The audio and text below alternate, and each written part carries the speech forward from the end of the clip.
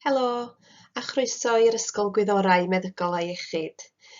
Fe enw i yw Lynne Williams a fi yw pennaeth yr ysgol. Be da ni'n neud yma yn yr ysgol ydy ymgysylltu efo gwyddor iechyd a gofal cymdeithasol, hefo ymchwil, ysgolheictod, ac addysgu ag dysgu, a gwneud yn siŵr bod ni'n gwaith o'r ansawdd a gwerthoedd gorau phosib. Fel ein bod yn cydweithio gyda phobl sy'n defnyddio gwasanaethau, ymarferwyr a rhanddeiliaid gwahanol, ac yn cynnal cynhwysedd ieithyddol a diwylliannol hefyd, sy'n berthnasol i'n partneriaid lleol ni, hefyd yn genedlaethol a rhyngwladol.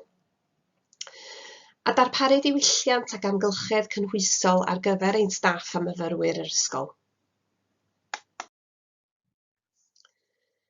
Da ni fel ysgol yn darparu portffolio eang o raglenni israddedig a chyfleoedd hefyd ôl-gofrestru ac ôl-raddedig i gefnogi datblygiad proffesiynol pobl yn y gweithlu iechyd a gofal yn rhanbarthol a thu hwnt. A dyma rai o esiampla o'n cyrsia presennol mewn y maes gwyddorau meddygol, gwyddorau biofeddygol, gwaith cymdeithasol, nyrsio, ffisiotherapi, bydwreigiaeth, radiograffeg, iechyd a gofal. Ychydig o benawdau yr ysgol i chi.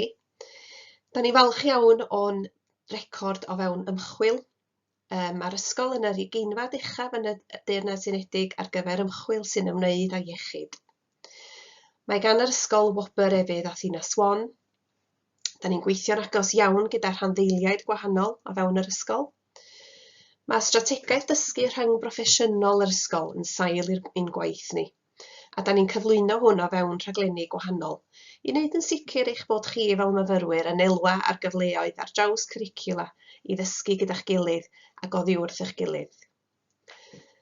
Mae gennym ni bortffolio rhychwant gyrfa'r ysgol wedi gynllunio i ddarparu ar gyfer anghenion myfyrwyr gwahanol, a mae'r rhain yn cynnwys cymwystera ôl-raddedig, felly meistr, diploma, PhD ac yn y blaen.